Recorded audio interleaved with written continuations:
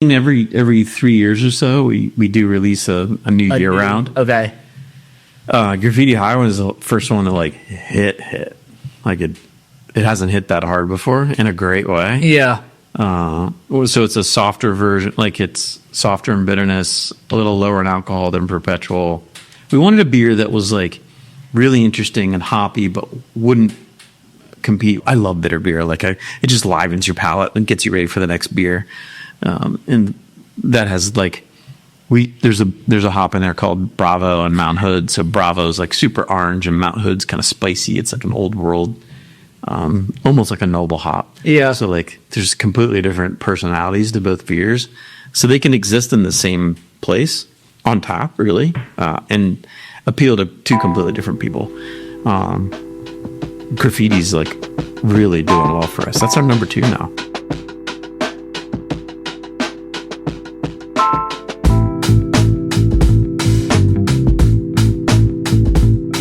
Welcome back to the Brew That Podcast. I'm your host, Richie Tevlin, joined as always by Evan Blum. Hello. So today we have on John Trogner of Tröegs Brewing Company. Welcome. Thank you. Thanks for having me. Thanks for making it out. So we kind of got right into it outside right when you were here. Kind of felt like we were already doing the podcast. But I guess we'll start from the beginning. Like from the beginning. Cliche as that is. So you guys were started, what, 96? Is that what you... Yeah, if we're going to go way back, basically Chris, my brother, and I decided we wanted to start a business together at some point. So we were both in college. He was out in Colorado. How much older are you? Year and a half. Okay. 2 years in like school terms. Yeah. So I graduated from high school, went to Philly.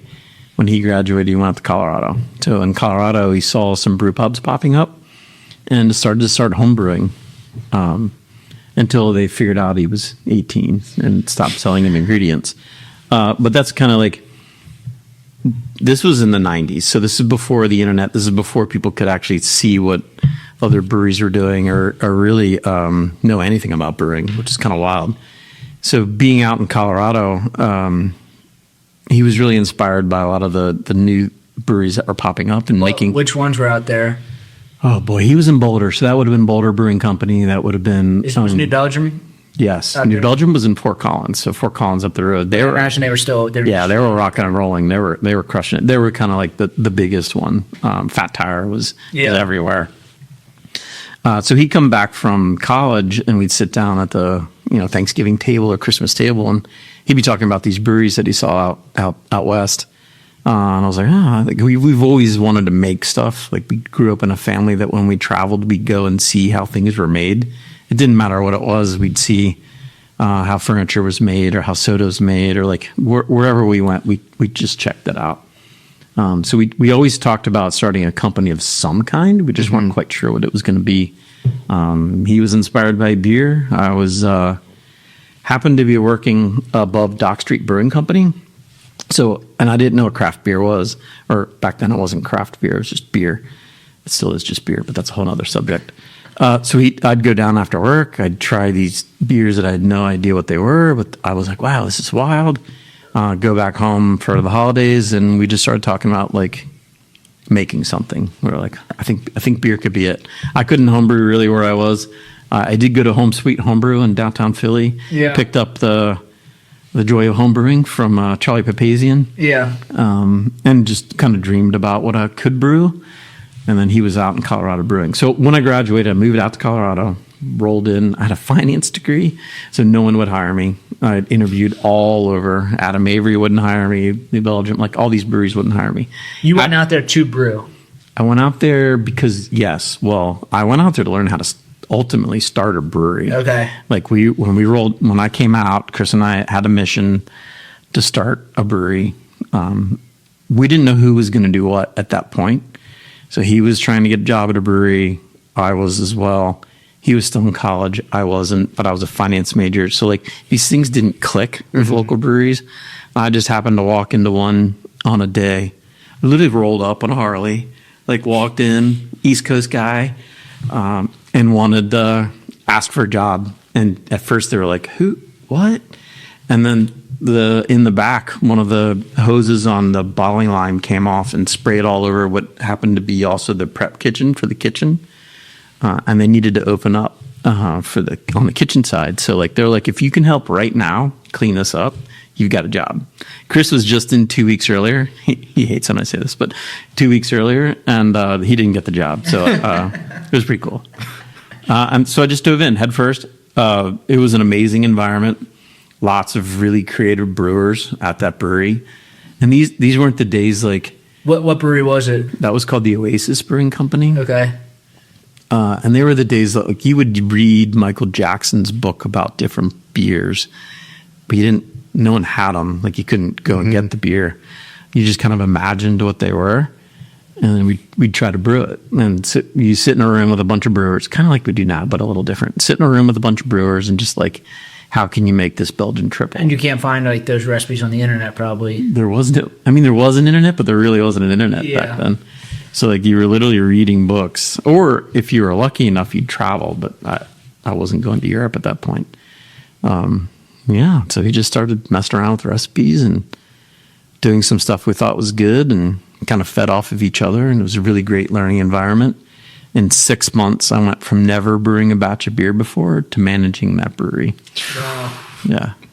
And it wasn't necessarily because of me. It was like the industry was growing so fast that people were getting snatched up to go to open up other breweries ahead of me. So like Dean went to go to Angelic. Like these different brewers got like pulled out to go to start other breweries. So like I was there, was a hard worker, wasn't too stupid, and they kind of like pushed me up the ladder. So that brew pub they were brewing 3 shifts a day, and probably it was a 7-barrel system, 3,000 barrels, something like that. They built a packaging brewery. It was quite a bit bigger, but they brought it in, plugged it in, and the equipment, just to be blunt, sucked. Was it even brewing equipment, or was it like dairy equipment? It was. So it was a whole weird thing. But when they came in, like the brew house didn't work. We tried to take a Coca-Cola soda pop filler from a junkyard and make it fill bottles, which everything ended up working eventually really well. So, and that wasn't just me. There was a whole group of people that we would trade low fills to learn how to do welding, learn how to do electrical, learn how to rebuild this bottling line. So all of us just learned fast on what you could and couldn't do to make things that tasted good. It was kind of wild. It was a perfect learning environment for someone that wanted to go start a company or a brewery. Yeah, you see all the issues, and then some of them. Yeah, and actually it built up our confidence so much that we were like, I can go home and start a brewery. And you didn't know you didn't know. Like I thought I knew a lot, but then we started a company and we're like, oh, shit. Whoa, we have no idea. So what, Chris graduated, and then you guys decided the plan was to move back and start something in... Yeah, he was still in college when I left to come home. Went back to our hometown. It was funny, we didn't start in Colorado because there were 76 breweries at the time in Colorado. We thought that was a lot. Now there's probably like 300 or 500. I don't even know. I think there's like twice that just in Philly right now. There is. It's like something bonkers like that. 150 in a 30-mile radius of the city. Yeah, see, there you go. We're like, there's 76 in Colorado? No way, we can't do this. So we came back home. We grew up in central Pennsylvania, knew the area really well, and figured we could make it. We figured we could make it work, but it also like strategically is the center of all the trucking in the region. So we knew within 3 hours we could reach the majority of the population on the East Coast. And we wanted to brew beer and distribute it. Like, we don't want a restaurant. We just want to make beer. We're brewers. That's it. That's what we wanted to do. So what was the plan? It was like what size system were you guys planning on? Like, was it to scale quickly? We rolled back to Central PA. We started doing some math, and we're like, if we just got to 5,000 barrels, we'd be good. So we put a brewery together in an old warehouse and quickly realized that that's so not where we needed to be. It wasn't necessarily about the size of the system in general.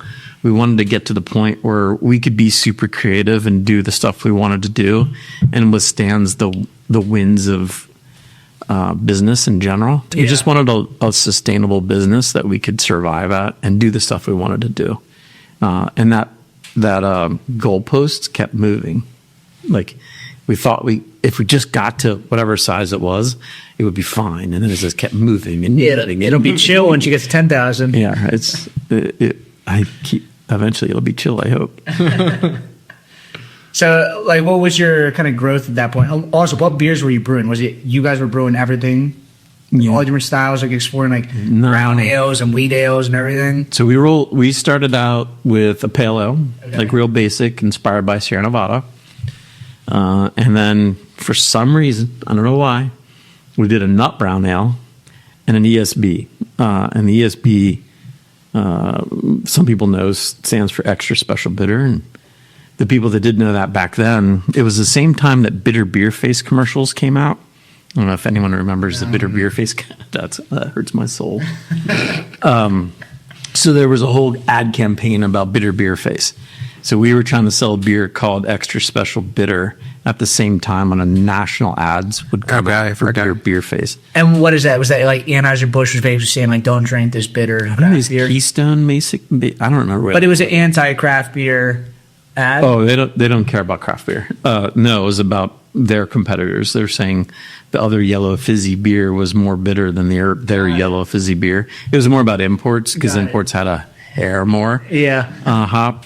And here we are with a beer that's called bitter. So we literally roll into these places and try to sell a beer that has bitter in the name, and we were dying. Like we literally were dying. Like we're brewers. Like I went to brew school. Chris went to brew school. I brewed a brewery. Like total beer geeks. Everything was around beer, and we were dying for 3 years, and finally, at one point, Chris was like, if we're going to go down, we better have some fun doing this. But also, it was like, if we don't change something quick, we're just not going to be around. Yeah. So we had a lot of different ideas for beers that had they were a little different, and they had icons involved with them. So we came out with beers called Nugget Nectar. That was an Imperial Amber Ale. That was early on, Nugget Nectar? 2002. 2002 is when everything changed for us. So started brewing in 97. Kind of begged people to try the beer for how many, 3-4 years. 2002, we started to come out with beers that had a little more character, had a lot of more brand story, and just connected with people more. So beers, a holiday beer called Mad Elf, my favorite beer on the planet, Tröegs Double Bock, and then Nugget Nectar. So those three beers kind of, and there was another beer called Hopback Amber Ale. So we took our ESB that we couldn't give away.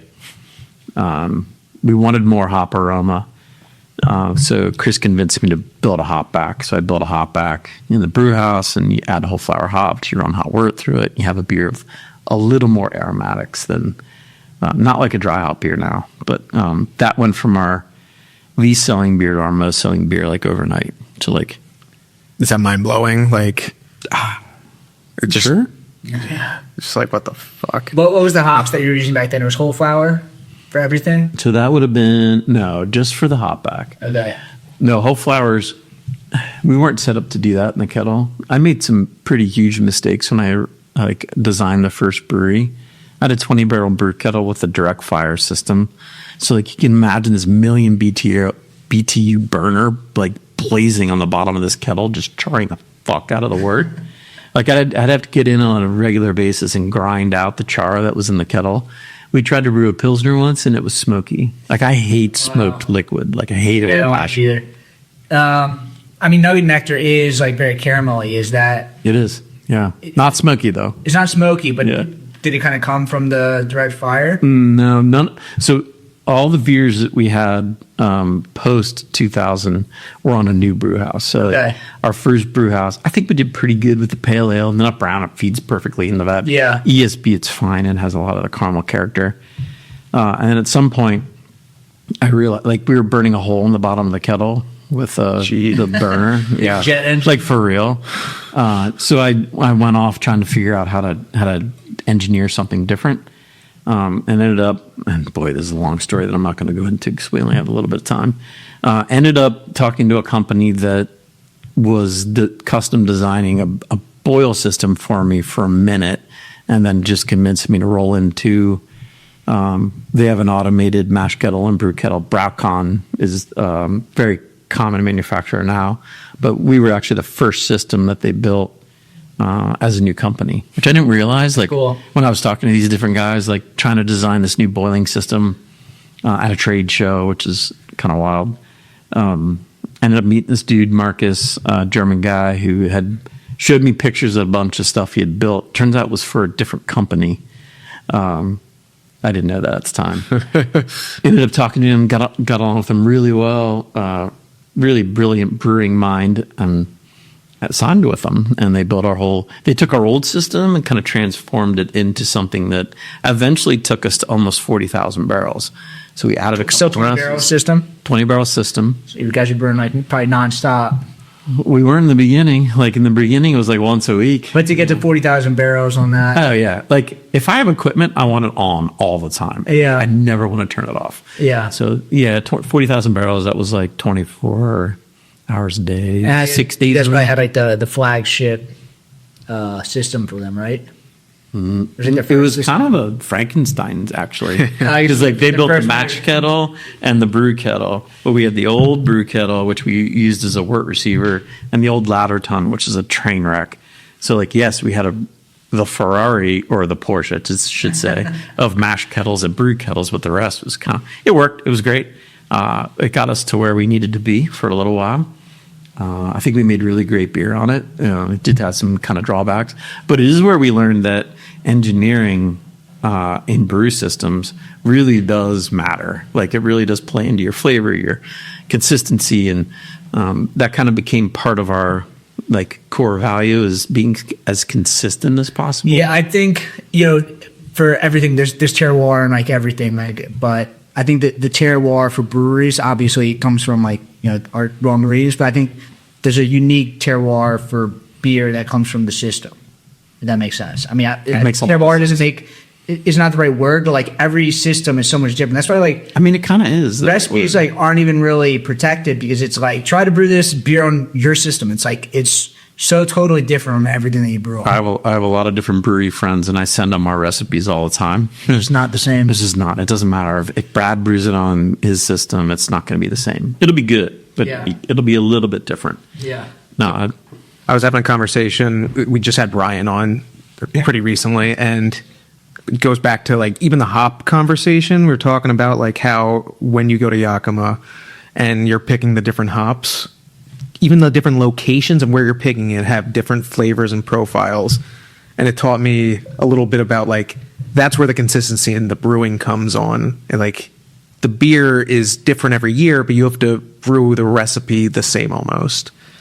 Yeah, so not only is the hop different from different farms, within the same farm, they have different harvest windows. That's what you roll into a farm and they'll do an early window for one flavor, a middle window for another. Just think of like an apple as it ripens, it changes. Same thing with hops. So when we go out to select, like there's a lot of different variables to keep in mind. Mm-hmm. We do everything blind. Like so when we roll into a selection, we don't know who's the hops. Like we don't know who supplied the hops. Oh, really? We know nothing about them. We just know Cascade's on the table or Citra's on the table. Every once in a while, we ask for a couple farms to be on there because we know they have really great, in general, really great hops. CLS farms? CLS? Is that my hat? Yeah. I forgot about that. They have amazing hops. Yeah. I highly recommend talking to Eric at CLS. But no, just in general, like we do everything blind. We do most of our work with brokers.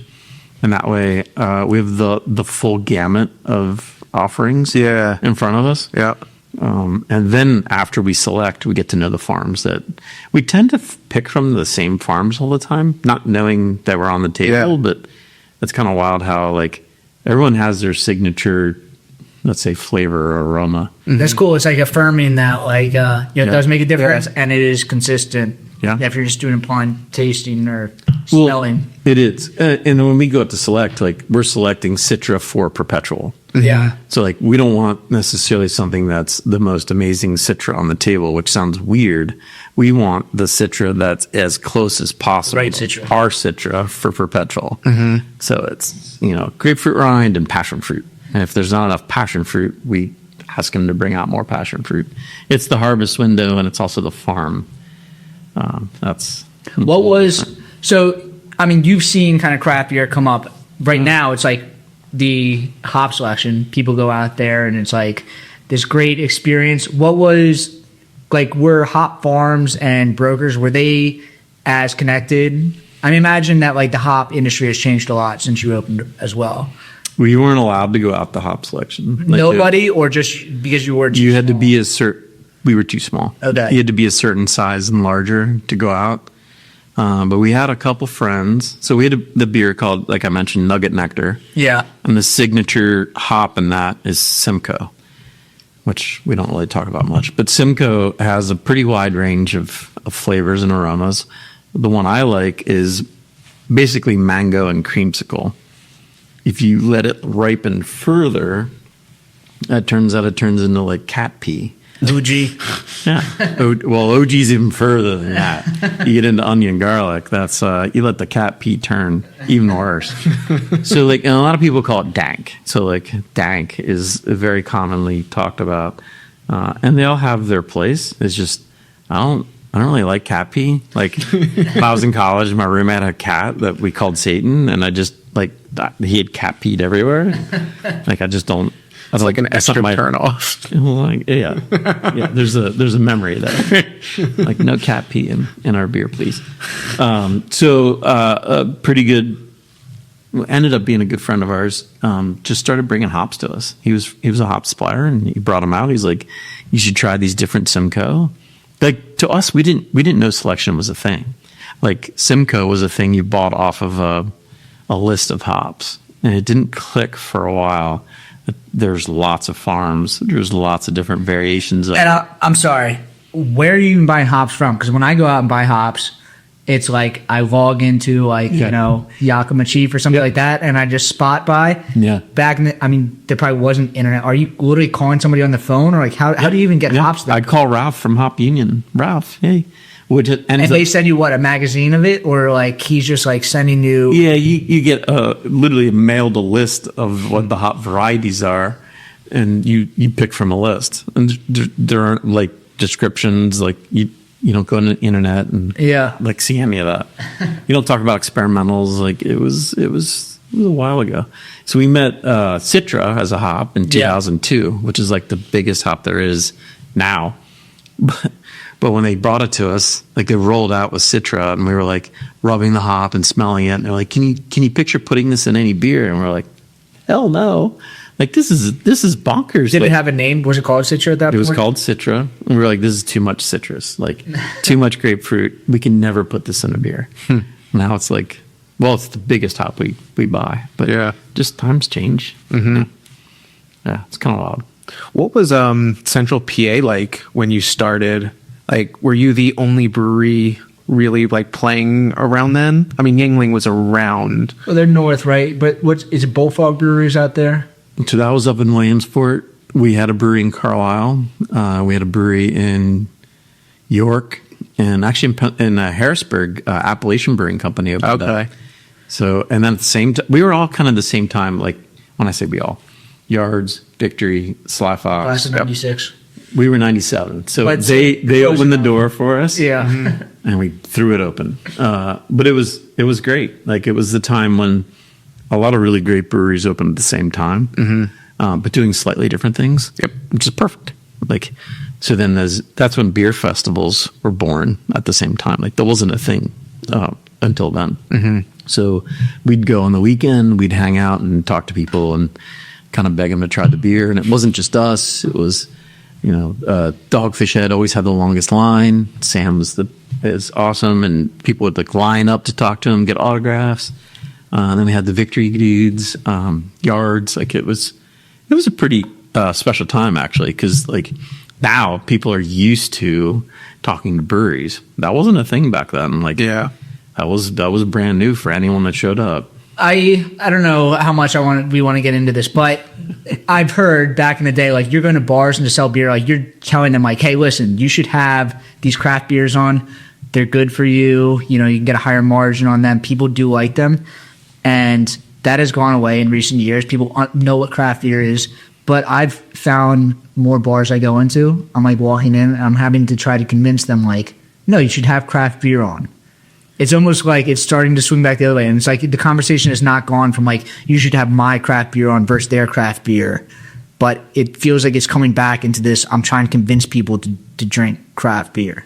You're kind of talking about like tides rising. Tides rising or lowering, but like back then when you were selling beer, it's like you're trying to convince them. And then it gets to the point where like everyone just knows what craft beer is. Yeah. You're just saying mine is better than theirs. We didn't really have craft beer or beer. Like it was all beer. Yes. Like, so you said that, and I agree with you. Like the craft beer versus beer, it is all beer. Like So what we had was a pretty strong import presence. Yeah. So there'd be a lot of imports, which at the end of the day was usually pretty old beer, like oxidized. Yeah.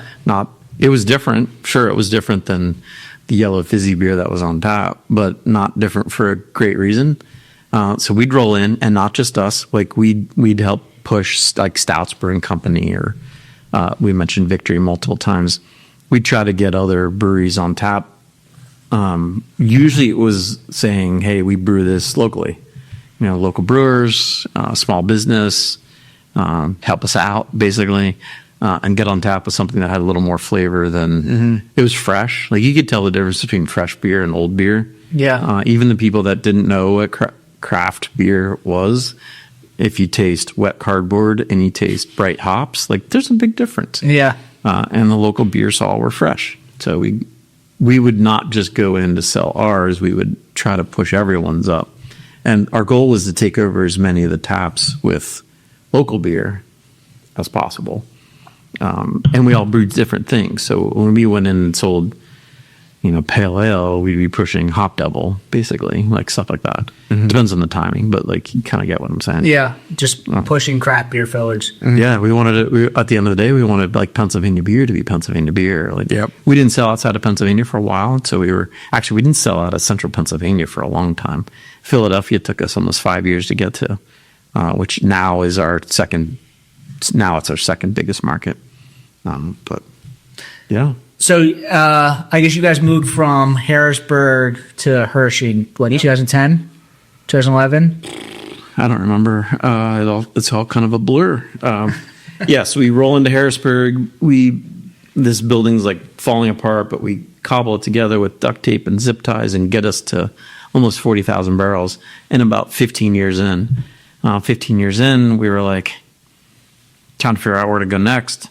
And a really good friend of mine he actually was in New Belgium for a while, just came in to kind of look at everything and got us to look at things in a slightly different way. And that's when we started looking a little further out. For a while, it was just like head down. What do you mean look at things like take a step back, like listen, you guys need to get something new and fresh and think bigger than what you're thinking? No, it is the first part of that. So like step back, pause, take a look at the company, the business, and decide where you want to go. Okay. And develop that skill to look 3 years, 5 years, 10 years out. I look 15 years out now. Like, maybe not 20 because I'm getting a little older. But like, we try to see, and it's less and less clear the further out you look. But like, we are trying to look at like, we ask ourselves, how do we be a long-term sustainable business in the best way possible? So when we were at that point, we had two choices. One was to take that brewery and make it get us to where we needed to go. And this is as craft beer's booming, like just taking off, or move. So we happened to move. There was a building in Hershey that we had been watching forever. It was the first building we actually wanted. We moved back and decided to open the brewery. There's no possible way we could get an 80,000 square foot building as a startup.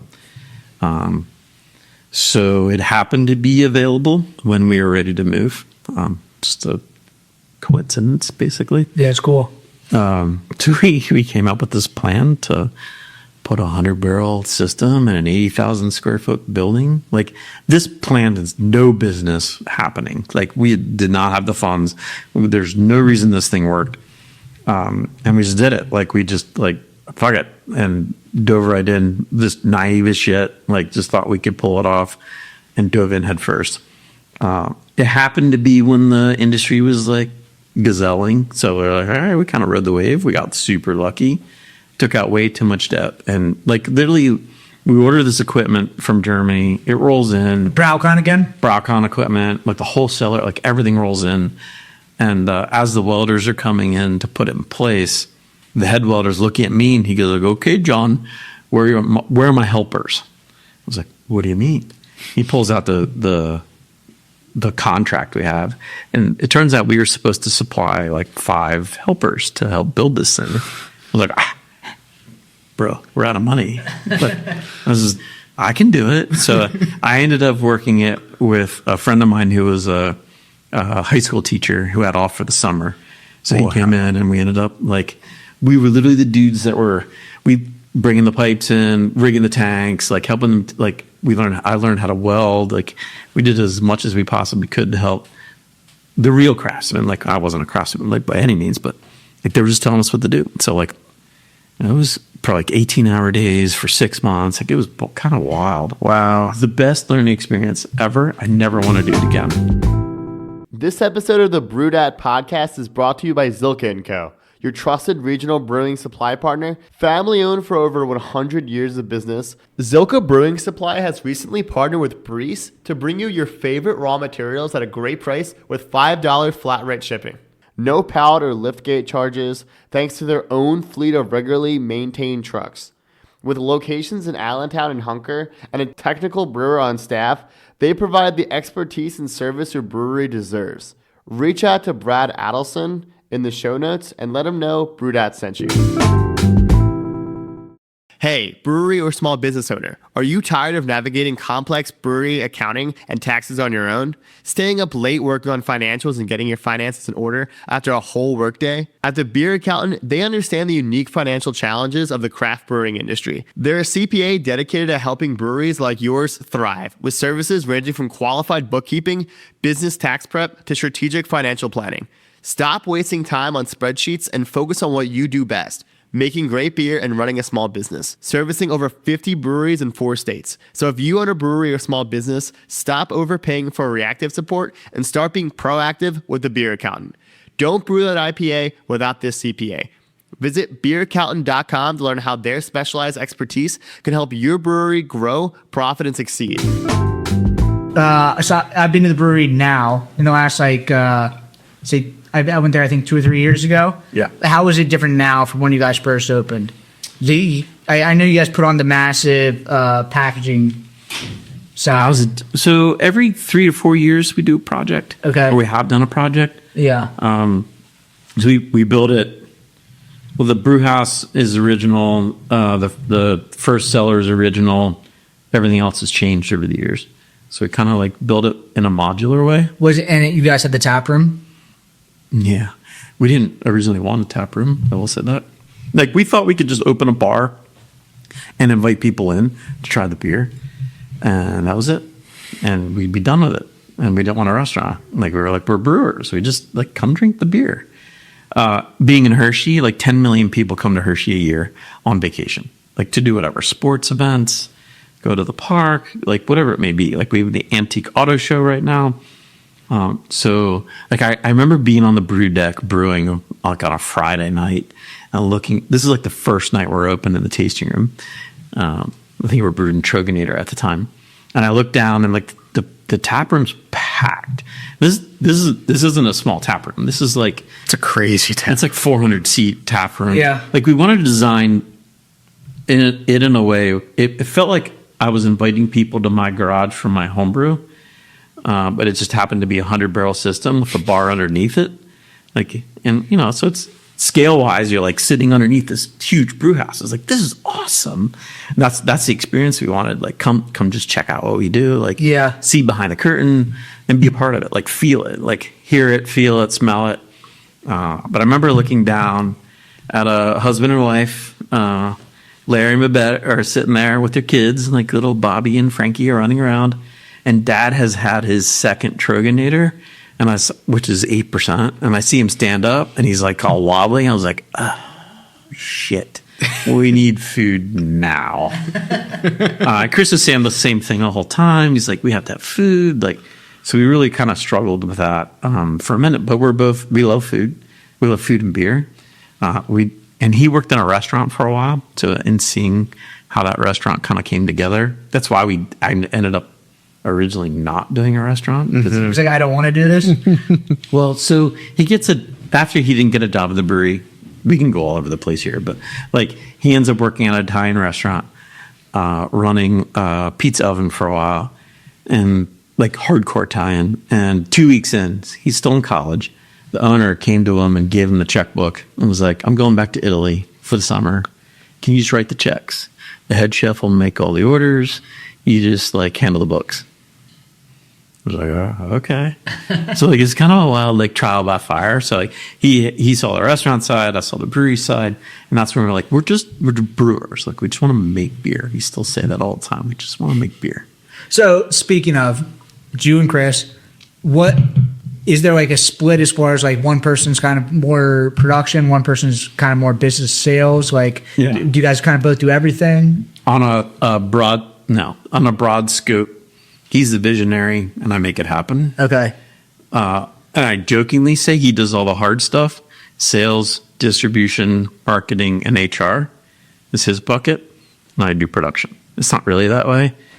He's the one that's pushing us forward and also kind of sees, well, we'll come up with beer recipes, and he'll beat me down and make them better.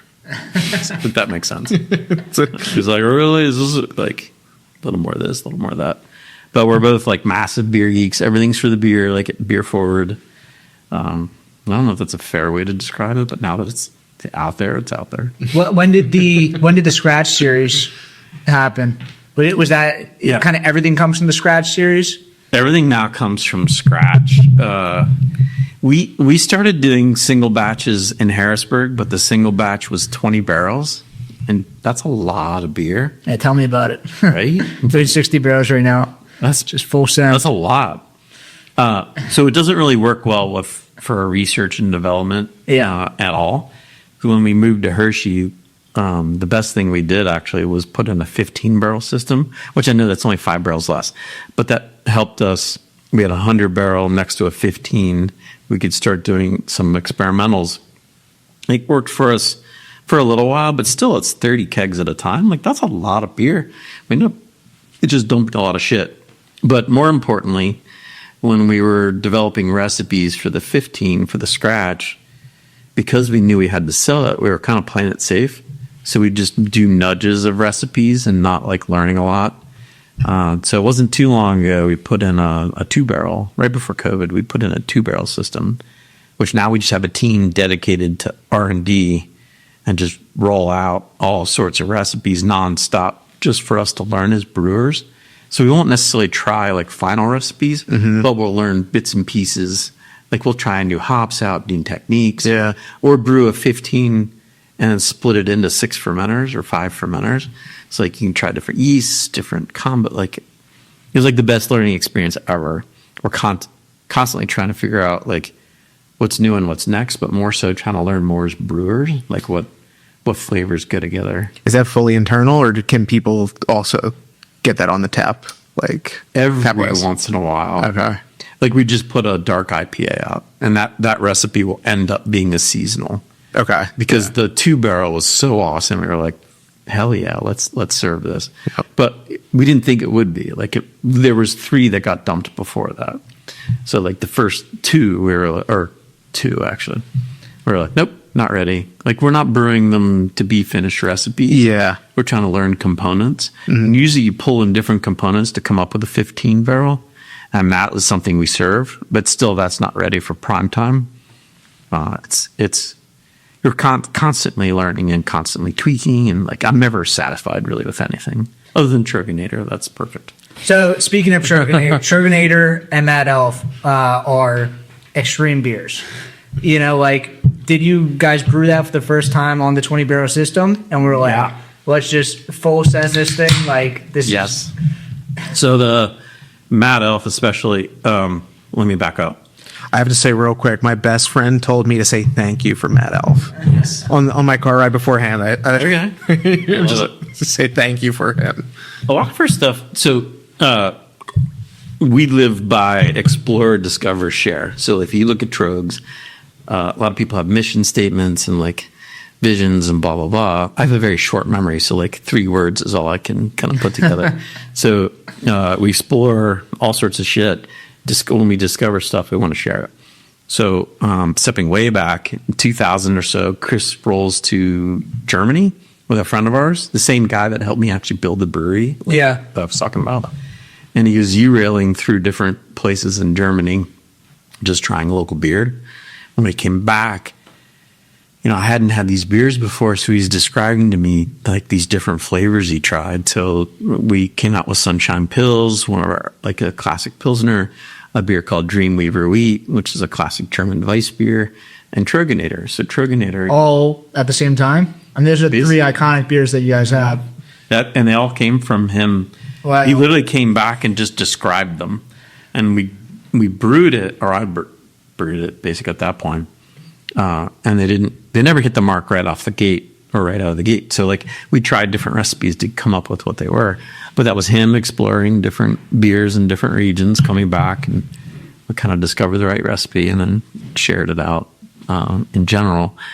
So that's a lot of what we do, like overall. Yeah. Nice. So we talked a little bit before about like inflection points. I guess this vacation was kind of an inflection point. I mean, you guys came out with 3 beers. So you guys were 40,000 barrels. You guys opened up the new tap room.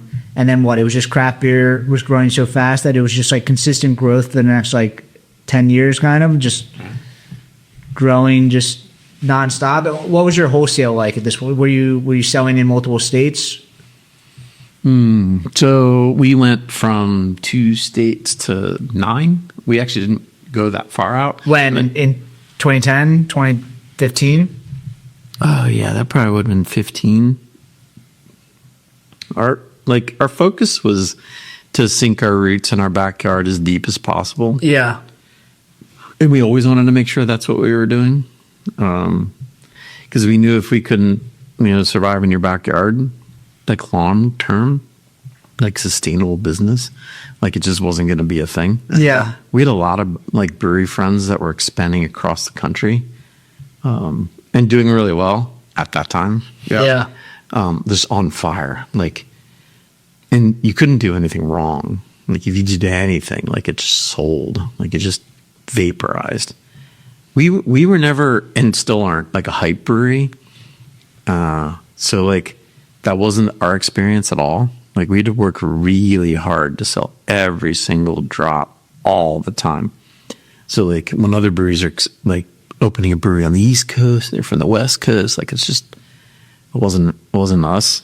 I will say like someone came to us at one point and was like, "Hey, you should open a brewery in Colorado." And for a minute we were like, "Yeah, Colorado needs Tröegenator," and almost did it. And I will say I don't think we'd be here right now if we would have gone that route to like keeping kind of your ego in a box, or kind of watching out for making sure stuff makes sense. Yep. Going very deep in our backyard has served us really well. Pennsylvania is still our, that's our jam. Like that's our bread and butter. That's how we're still here. Nice. So we're drinking a couple of different things right now. So we had talked about before you came on one. So everyone knows that I hate NA beer, but you brought some hop water. Yeah. This hop water is delicious. I mean, I am a fan of hop water, but can you talk about the story of like, when did this come out? Like, I don't remember you guys making this. It's probably about a year old. Okay. I went down the NA path. I actually do like the concept, and when it comes to anything in our like world, I want to figure out how to make it. Doesn't matter what it is. The seltzers came out. I was like, I got to know how to make this. We didn't really sell it, but I want to know how to make it. Like anything that comes around, I just want to learn. I just want to try it and make sure I can make it taste good. And NA beer was one that I dove down. I'm still down that path. We actually just did a couple recipes that are pretty freaking good. but they're not out. Maybe or maybe not. But along the way, like we went down the NA path on a soda side for a minute, and just What wasn't. sodas? Root beer? Well, we didn't. None of it was actually released. So we Okay. tried some fermented sodas. We tried like ginger beer that wasn't alcoholic, and just this is all internal stuff. Yeah. And it's fine. Like, but it's like the same stuff that you can get anywhere. But we went down the hop water path, like engineering the water to be the right mineral content with organic acids and like be super refreshing with a hop aroma. Like I really wanted to make a hop water that had the aromatics of an IPA, but didn't taste like broccoli. I think so many of them have that kind of vegetal like. Yeah, this is not vegetable. It's like it's just a bright citrusy hop character. It's like a little bite. That's good to hear. That's what I was shooting for. Yeah. Gotcha. There's another one right here. I drink that. Oh, I guess I crack it. Yeah. Oh, no. Go for My it. cooties. Yeah. So like that's yeah, I love it. And then what was the other brand?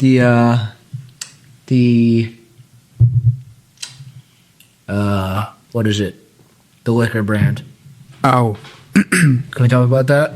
Sure. We have some spirits based offerings that we have. When did you when was like the first time you like started to get into like spirit stuff and distilling? So and this comes back to working with our beer wholesaler partners. Yeah. In Pennsylvania, the laws were going to change. We thought to allow our beer wholesalers to sell spirits, RTDs, and recognizing that, we're like, all right, this is something we can do. Like, let's figure out how to do it. So as we're figuring out what that meant, we came up with some pretty amazing recipes, I thought. And then as the beer wholesalers lost that, like it just got pulled out from under them. We transitioned from spirits based to FMB based. So we just adjusted the recipe to match what they could sell. Yeah. It's more of a distribution conversation. Like it's a weird 3-tiered system that It's so convoluted. Like, care about. Yeah. where this like infighting and alcohol when we have these like external wolves like weed and sports gambling. That's like, why are we killing ourselves? Yeah. Exactly. That's why I say beer and not craft beer. Yeah. It's basically the same thing. Yeah, I agree with you. It gets like compartmentalized, and then it's like then we just go left behind. Right. Exactly. Yeah. So we came up with some stuff. Was spirits based. Now it's FMB based. It's awesome. It's called Freaky Squeeze. It's like you take fruit juice, like natural fruit juice, and just spike it with alcohol. Basically, it's a fermented malt beverage technically, but okay. But like when you ferment it, you actually run through a carbon filter, so it has no flavor whatsoever. And then you build it up with organic acid, and then hit it with fruit juice. There you go. We do have some spirits-based offerings still at the brewery that are also really fun, like a flat tea, half tea lemonade. Like again, if it's out there, I want to learn how to make it. Yeah. We still don't have a way to get it to the world. Yeah. Other than like throwing it in a truck and delivering it, which like is totally doable. But we like scalable stuff. Like 95% of what we sell is through the distribution network. So like we kind of need them to be able to carry it. I've heard a lot of people say like first time entrepreneurs think about like design and product, and like second time entrepreneurs think about distribution. Yeah. And it's like, how do you actually get this to somebody that can pay for it? Yeah. You're really fun until you have to scale. Yeah. All right. Well, shit. Now what? Whoops. So I know you guys do other stuff. You guys have the giant fooders out front, right? Beginning. Oh, it's a painful story. Oh yeah. That hurts my soul. So we were down the. Oh God, I love mixed fermentation beers. I just like everything about them. I love the flavors that develop. I love using local fruit. So we went in deep on everything you could need to make mixed ferm, fruit based. Like I have little machines like from the 60s that you throw nectarines in, and it literally like slices it in half and takes the fruit and takes the pit on one side and the fruit on the other. If you throw it in, it'll just keep going. because we really wanted to scale mixed firm beer. I mean, mixed firm beer is great. Love it. Like it really is like one of my favorite things. So yeah, we have 60 barrel foeders, and we have 300 barrel foeders, the tallest ones that they made, without waiting 3 years to get taller wood. We put in because we thought we could scale mixed firm beer. And they're in the lobby. Yeah, it's like up where there. you go do tours. It's like the main room. I mean, it is very picturesque, Yeah. but I imagine dealing with that on production level is a little bit sticky. It's actually not hard if people would buy it. Are they? Quite frankly. So what happened is COVID hit. All mixed firm beer got almost completely pulled from the shelf. Like it just got pushed out. Was it sour beer or just mixed firm or? I mean, some mixed firm sour. Okay. Yeah, we were more focusing on like the Brettanomyces fermentation. Yeah. Where it is a little sour, but it's more like complex, from shoe leather to cherry apple or cherry pie. Yeah. And like more down that route, all coupled with some fruit. And then that's when the fruit smoothies started coming out, which completely flipped the whole world on end. And then COVID hit. So like we had all this beer sitting in oak tanks that died. Like eventually, like literally got too tannic. Damn. It is so painful. There's still some sitting there. One of these days I'm going to bring it back. I know we are. Like I haven't given up. We have 3 60-barrel foeders that I can't wait to recondition. Those 300 might take a little bit of time. I came in 2016. I was at Flying Dog, and we did a MBA meeting that we drove up to you guys and did like a field trip there. And I remember it was like some mixed firm. I don't know if it was, I think it was a peach beer or something. Oh, Serpesh. Yeah. And it was like, it was silly name. It was awesome. Thank you. Yeah. But yeah, I still remember drinking that for the first time. It was great. But so, like we said before, Evan runs Brewdat. So he with this passport thing, you can see the data of like who's drinking what types of beers. Oh. And Gen Z is drinking a lot of sour beer. And like maybe that's just like young Sour or science. firm? What's the definition of sour? I don't know if it's broken down that. Yeah, it's not broken down that far in this. Imagine not this bringing, event. like Brett stuff. Oh, yeah, right. But I don't know, like we were saying, like the smoothie stuff, like kind of like maybe put a bad taste in everyone's mouth for sour beer. Just kind of. Well, it's just different. Like it gets split. So like mixed firm is you appreciate it in one way, and let's say it's sour fruit beers are appreciated in a completely different way. Mm-hmm. So like, and I like them both. Like they have their place. When it has too much sugar, it kind of stresses me out a little bit, or too much vanilla, or too much whatever. Yeah. But I kind of like there's a place and time for everything. Mm-hmm. That's why I was wondering what the definition of sour was. It doesn't really matter. Yeah, it wasn't broken down too extreme. That scares some Gen Z I off. think like Gen Z is probably like kettle sour with like just a little bit. I don't think it's the smoothie stuff, but Yeah. Kettle sour with fruit. just kettle sour, just a little bit of fruit. You know, Super refreshing. There's Yeah. time and place for that. Definitely. So I know when did Graffiti Highway come out? We're 2 years in. Because I think a lot of your flagship brands, like you were saying, like kind of started like maybe they're like 10, 15 years old at this point. Yeah. But they've been like, there's these workhorses just every year. They're just like, here. And Graffiti Highway was like kind of like the first beer in a while. It was just like it hit and it was just like you see it everywhere. Was that? I mean, every 3 years or so, we do release a new year round. Okay. Graffiti High was the first one to like hit. Like it hasn't hit that hard before in a great way. Yeah. So it's a softer version, like it's softer in bitterness, a little lower in alcohol than Perpetual. We wanted a beer that was like really interesting and hoppy, but wouldn't compete with our Does flag. it have the kind of same bones as Perpetual though? Not at all. Not at all? No, it doesn't share really anything other than Citra. Yeah. So the same one hop is shared between the two of them, but in a completely different experience. Yeah. One's softer and more aromatic and lower in alcohol, and the other one's like bitter, like super bitter in a way that I love. I love bitter beer. Like it just livens your palate and gets you ready for the next beer.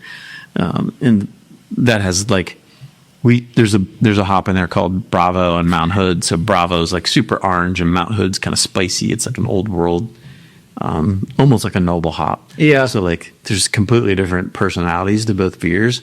So they can exist in the same place on tap, really, and appeal to two completely different people.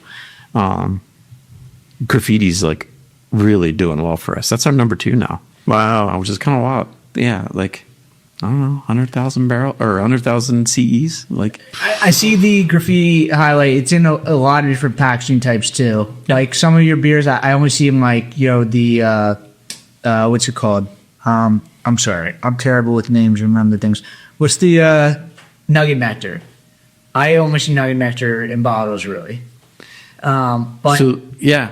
So graffiti's just in cans. okay, So it's 12 ounce and 19.2s. but I see in the 19.2s a lot. Yeah. Well, so we have graffiti and double graffiti, which is a little confusing. So the 19.2s up until just recently are a 9.5% version of the 6% version. So like 19.2, like we thought going out, we thought we were clever. We do one at 6 and one at 9.5. 19.2s or 9.5, which is kind of silly. Like, do you really need a 19.2 at 9.5? But like, apparently so. It's like one Some of the people best need to get drunk 19.2s right now. there is. And then the 6% being 12 ounce or end draft. That's the one that really ultimately dominates. Like that's the one. It's really for on premise. So meaning if you have a bar or a restaurant and you want people to come in and have multiple beers, that's what graffiti's designed for. Yeah. Sit down. It's a food beer. Like it's not too bitter, so it doesn't really compete with the food that you have. And 6%, so like it's perfect. It's the perfect like on premise beer or beverage. The double graffiti, that's big. Like that's 9.5. Like you got to be careful with 9.5. At least I have to be careful. Oh yeah, I do too. And there's a place for that, of course. Like my favorite beer is Tröegs at 8.2. Like my session beer is 7.5 at Perpetual. So like we all have our different like levels. What's Dreamweaver? Like what's the lowest ABV kind of flash that you have? I think might be Tröegs. we're 4.5. We have a couple of beers of 4.5. That was always my go-to, Dreamweaver. I would see that everywhere. Yeah, we put in open fermentation just for that. Really? Yeah, so open fermenters lets the yeast ferment in a way that it just gives off a slightly different flavor. So the whole room's designed for Dreamweaver. Oh, really? I don't remember seeing that. You have a separate room that's set up? Right on the tour path. So if you leave the tasting room and go down a self-guided tour path, there's a room that has 200-barrel open fermenters. And actually the lager is done with Schmidt's yeast from Philadelphia Oh, really? in open fermenters. We just had Von C on the other day. Okay. So they're using the same yeast too, I guess. Obviously. Yeah. Yeah. So we do this in open fermentation. So this is new beer too, right? This is like your new rollout. Yeah, we're rolling out. So the dark lagers just for in-house because I love roasty. Like I love dark lagers. That's what my jam. The lager, so Pennsylvania lager using the Schmidt's yeast in the open fermenters, and then keeping everything else as simple as possible. But from a beer geek side, like we do a single decoction mash, so we get a little more of the malt character to come through. It's like nice and complex. Also lager? Yeah. Cool. Yeah. And then this will be 16 ounce, 12 packs, and 6-pack bottle in 3 weeks. Oh, cool. 4 weeks everywhere. By the time this is out, it will be everywhere. I hope. Yeah. That's the goal. Yeah. I'm seeing it in a lot of stores. I mean, in all the stores that I've been in the last 2 weeks. Okay. But I like the design. It's like it's very simple, but it's so clean. Thank you. It's nice. Trying to be clean, classic, Yeah. easily recognizable, as simple as possible. And it looks like a lager can, you know. Looks like a Does that make sense? shotgun shell, right? That's what I said. Yes, it does look like a shotgun shell. And it's a lager, and you can shotgun them. Like, You can if you want, but that's not my jam. Yeah. Cool. I guess, you say you look 10, 15 years in the future. Yeah. What are you seeing? What am I seeing? I think there's a lot of opportunity right now. In general, like I don't have a crystal ball. I will say that. We've seen a lot of shit happen over the years. The days of all boats rising probably won't be around for the next 3 to 4 years. Yeah, I think we're definitely at an inflection point right now. But like people that do really great beer and have amazing stories, but also strong leadership, like the people that like you can connect to on a local level, on like a community level, that are great neighbors that like you just want to have a beer with. I think have a very strong future in general. If you're not in one of those buckets, like I don't know what that looks like. Well, that brings us into Tröegs Independent Brewery. Yeah. You are one of the only breweries from the 90s. From the 90s. Yeah. That has stayed independent. And really, like on a regional scale across the country, I can't think of many brands that have stayed independent. What about Sierra Nevada? I mean, they're like in a league of their own. They're just so massive. It's something different. But yes, that's just one brewery. Like there's so many that have like, at some point kind of peeled off. Yeah. I imagine that there was moments at some point where you're like, it's enticing to kind of sell, or it's just like this not really game and it's actually not really at all. It is the love of the game. Like we really do love what we do. Yeah. I love coming in and working with the people we have. We have such an amazing team.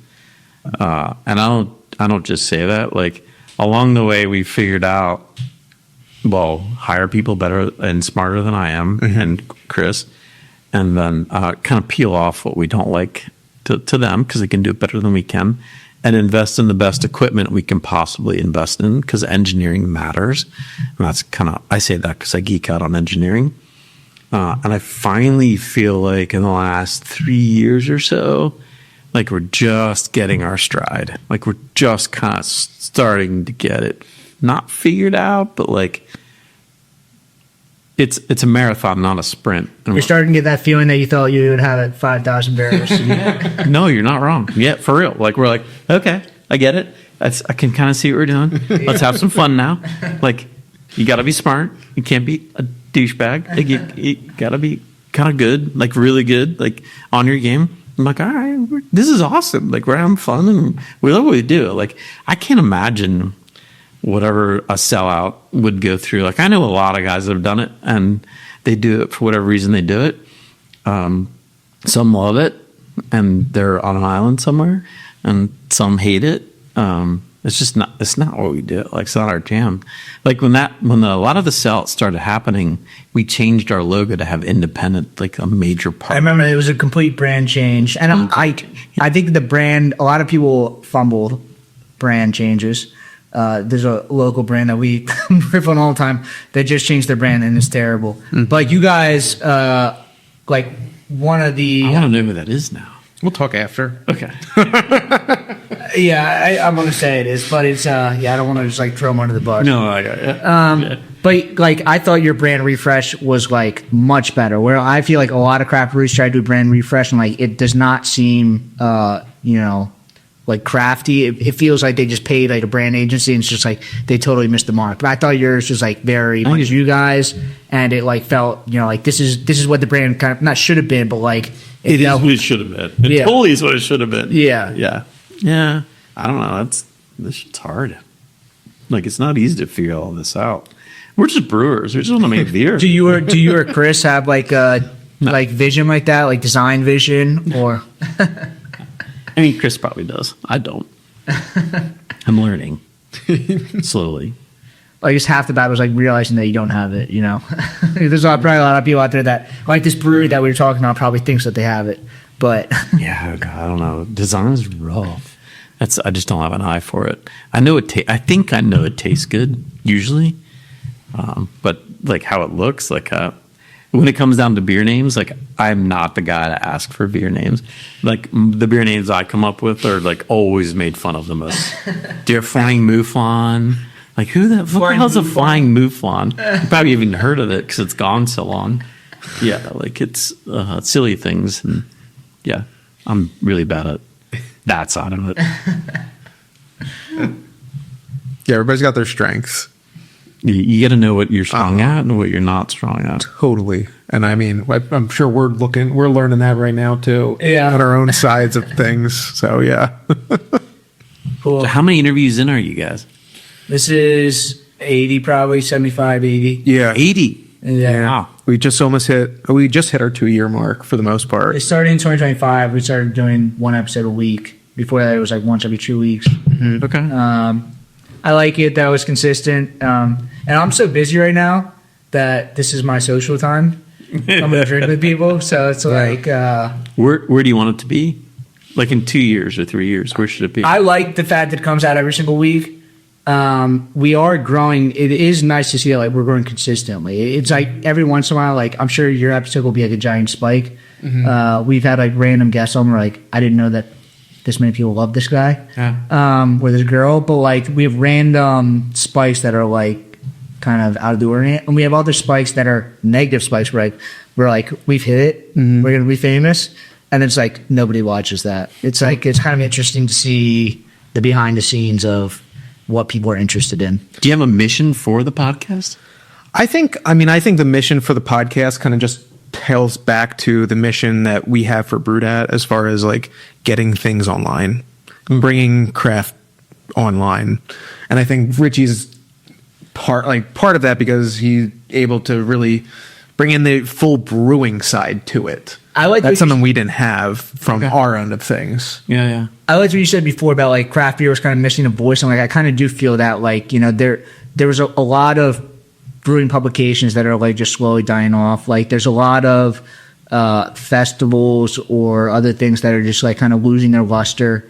And there's not like something new and fresh. And like I want to be this consistent, like kind of like something that's why doing it every week and doing it like where the episodes are consistent and we kind of do everything the same is kind of like this like point where people from all over the industry can come and then it's almost like not a litmus test, but it's like, you know, it's not something different. It's consistent and it's like reliable. But I like the fact that like people can come in here and like, you know, get in the set. And then like after a while, like 3 years from now, like people coming in there can kind of look back. All the episodes are kind of evergreen where it's like, you know, we have a lot of people on like you that have like all this history of craft beer. We have not even scratched the surface. So I don't know. Do you know William Reed? He owns like Absolutely. We had William Reed on one. He used to live in this building, which is crazy. He started homebrewing here. But there's videos of him from like early 1990s, like brewing at the Sam Adams tap room. That Rich Wagner, who's like a beer historian, was like recording the videos. There's like it has like 26 views on YouTube. But like something like that where like people can look back. Yeah. 3-5 years in the past and like, you know, it's evergreen, but you can look at this like moment in craft beer of like what is happening at this time. Yeah. You know. And in the same way, I love the fact that while it's beer focused, it's not only beer. We have, I would say, like 75% of the people on are brewery owners, but then it's adjacent. Like the rest of the 15 is adjacent of the industry. So whether that's restaurants that work with beer or just people like we had Kate Scott, who's the Sixers announcer. She loves beer. And then we have the other 10. These numbers aren't adding up to 100 regardless. Math is hard. Yeah, I know. And especially with tech now too. It makes everything easier. Yeah. No public math. But the other percentage is like influencers that are online from a social media spectrum. And that's been super cool because that to us, like that's where my target is. That's where the target of like you're putting the brand that advocates crowd here to get into this thing that they're not willingly comfortable in or they're not in. It's one of my outlaw words. I outlawed a bunch of words at the brewery. Really? Wait, which Brand one is one of them. Brand? Yep, liquid boxes. Boxes? Oh yeah. Like if you're in the beer distribution world, like there's certain things that distributors say that I'm like, we will never say these words. Brand was one of them. I know we say that out, but yeah, outlaw words. So I have to ask you, do you have any plans to write a book? I can't write for shit. Yeah, but that's what ghostwriters are for. But it's like I don't know. You have- No one cares about like. you say nobody cares, but like all these people like that have started breweries around the same time, and you've kind of like written books. Yeah, just read Sam's book. Like that sums it all up. Right, but like nobody. We're passionate. We Yeah, dive in and we figure it out. It's hard. Like yeah, but we- people like that. It's like every entrepreneurship book is like all the same. Like every biography of like all these people that ever raised is always the same. Yeah. But nobody in Philly ever wrote a book. It's like you, Tom, Bill, and Tom's Ron. got to have a wild story. Bill and Ron. Nobody has written a book, and I always wanted it to be like somebody from Philly that I think it kind of feeds the ego, and this is not my jam. Yeah, that's ego's the enemy. Yeah, I don't think that's what's going to happen on my side. I hope at some point you get a ego. No, I don't see that happening. Okay. But whatever. I like talking to people about beer. I like talking about what we've done over the years. I love hearing people's stories, like in general. I have so many questions for you guys that you probably don't want to go to on the air, just overall. Yeah. Everyone listening is probably like, no, please don't, because they talk about themselves The whole nonstop. time. Yeah. I don't know. We're going to hear about John. Cool. Well, I think that's it. But thank you for coming on. That was a really fun episode. Awesome. Yeah, and I guess we can find you guys, at Tröegs Beer, TröegsBeer.com. Like, Sure. Yeah. okay. Just put in Tröegs and it'll come out. Yeah. No, Cool. it's not hard to find. Awesome. And then you can find us at Brewdat, at the Brewdat Podcast. Subscribe on YouTube. If you've listened this far, make a comment about Richie's hat looks good. It does look good. All right. We'll see you guys next week. Thank you. Thanks.